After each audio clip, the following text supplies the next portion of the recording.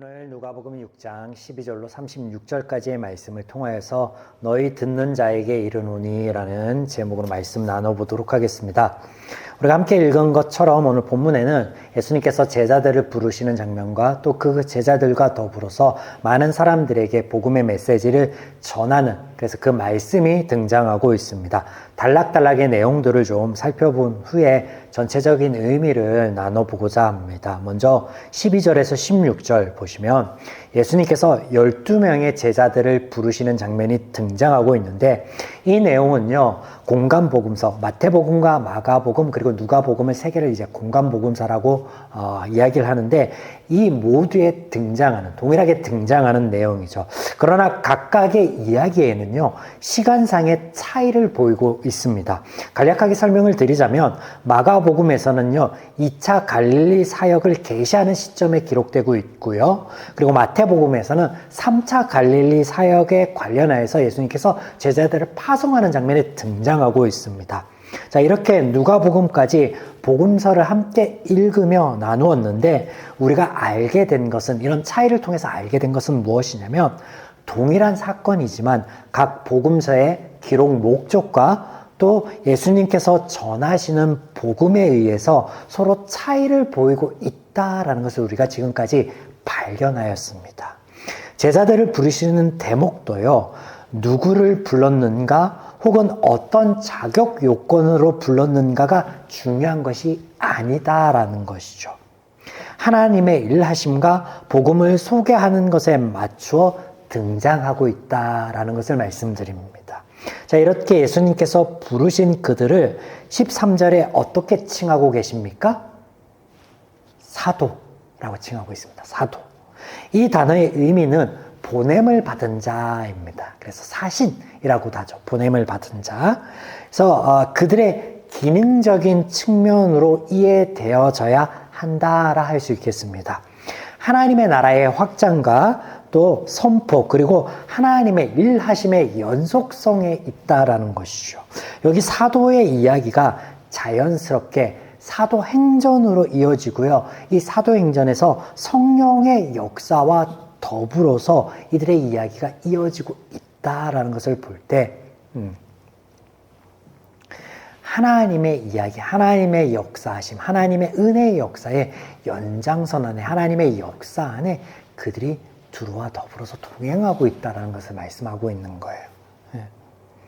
그들을 강조하는 게 아니죠. 자, 본문에 제자들을 부르시는 장면은 자연스럽게 수많은 무리들과 더불어서 말씀을 전하시고 병 고쳐주시는 예수님의 사역으로 이어지고 있음을 보게 됩니다. 17절, 주께서 그들과 함께 예수께서 그들과 함께 내려오사 평지에 서시니 그 제자들이 많은 무리와 예수의 말씀도 듣고 병고침을 받으려고 유대 사방과 예루살렘과 두루와 시돈 해안으로부터 온 많은 백성들이 있더라. 네. 자, 19절 더불어서 보겠습니다. 19절. 온 무리가 예수를 만지려고 힘쓰니, 그러니까 제자들과 더불어서 예수님 그 말씀을 전하시고 또 병 고치는 사역 가운데 많은 이들이 모여 있었는데, 그 온 무리가 예수를 만지려고 힘쓰니 능력이 예수께로부터 나와서 모든 사람들을 낫게 함이라. 네. 여기서 힘쓰는 사람들을 우리가 한번 주목해 보겠습니다. 힘쓰는 사람들, 예수를 만지려고 힘쓰는 사람들. 예수님 앞에 수많은 사람들이 항상 몰려왔습니다. 이 중 대다수는요, 모두를 의미하지 않습니다. 대다수는 로마 식민 치하에서 사회적으로 경제적으로 소외된 계층이었을 것입니다.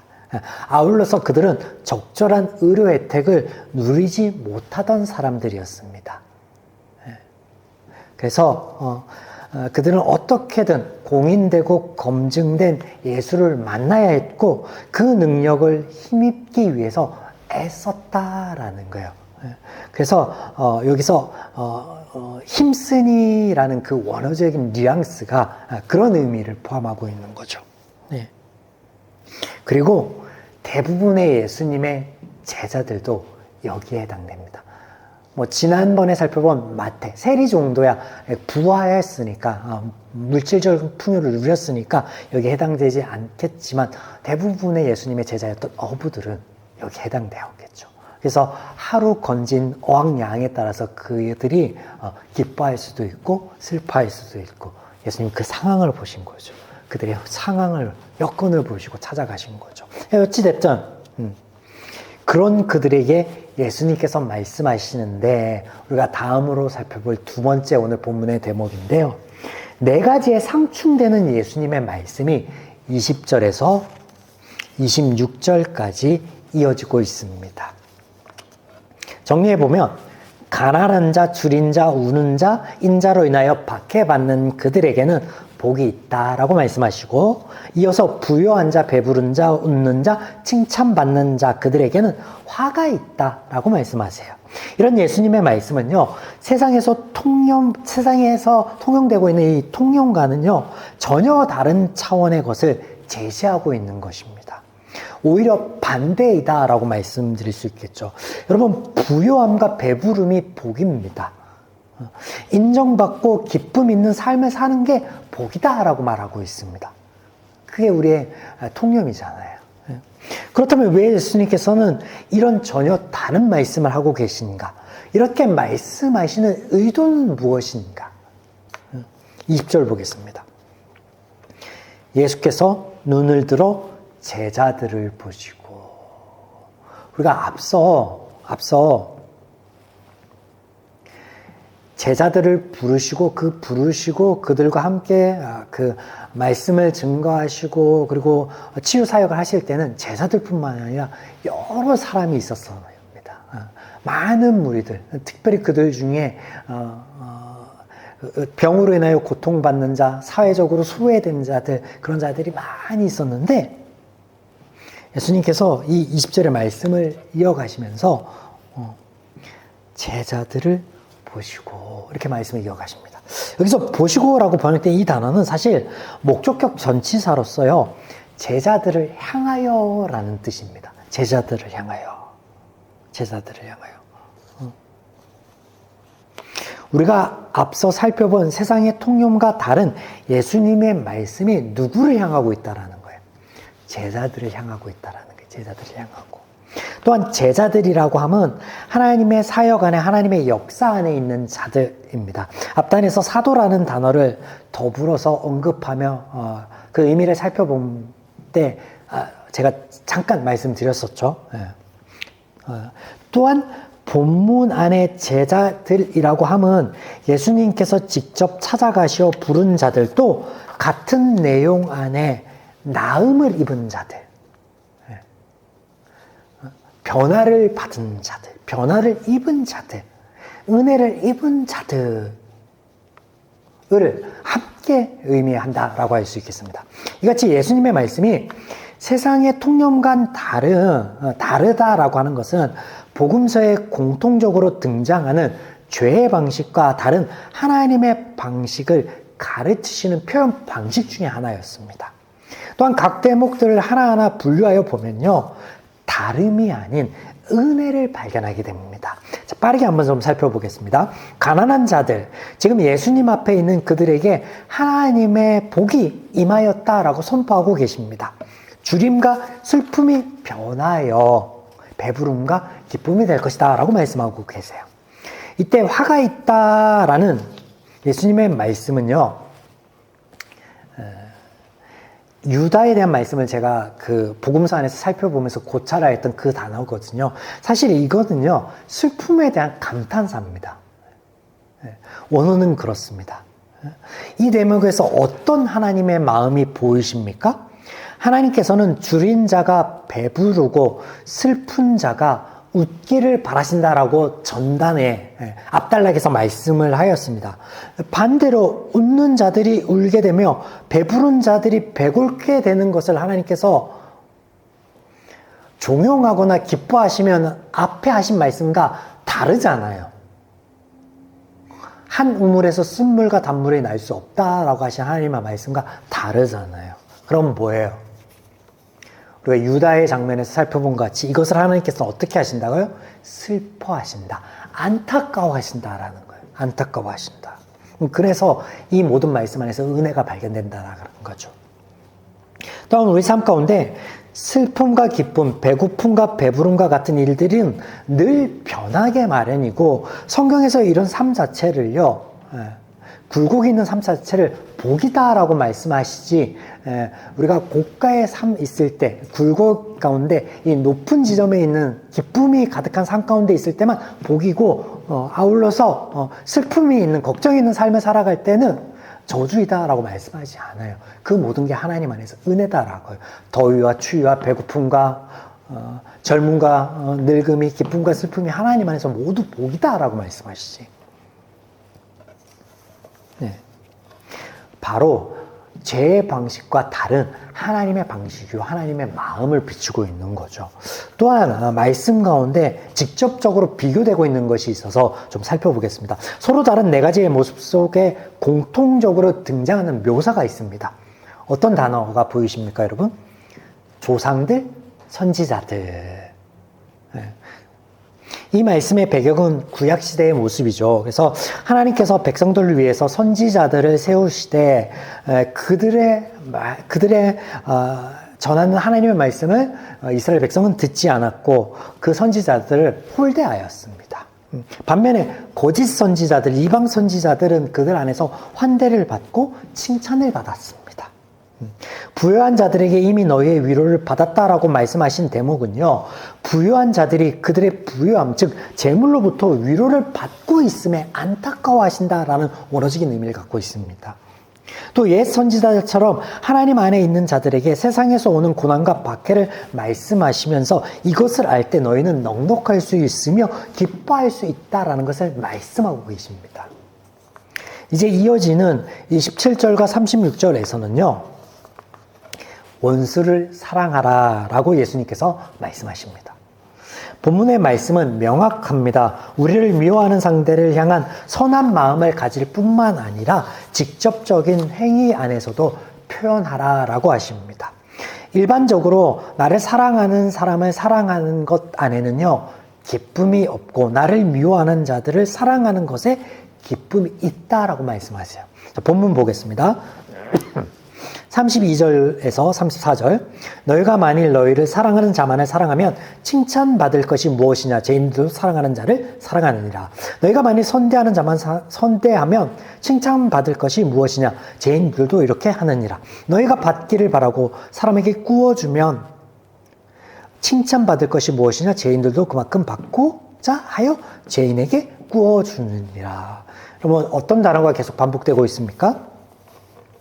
칭찬. 우리말 성경 번역과 원어는 다릅니다.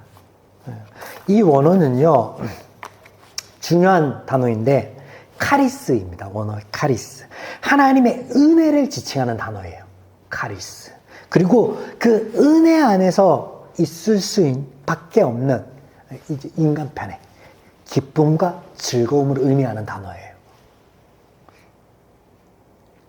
자, 이와 같이 원수를 사랑하는 것은 인간으로서는 할 수 없는 일입니다. 할 수 없는 거예요. 날 사랑하는 자를 사랑하게 마련이고요. 아니, 나를 사랑하는 자여도 내가 뭔가 내 마음에 내 기준에 맞지 않으면 미워할 수 있습니다. 얼마든지.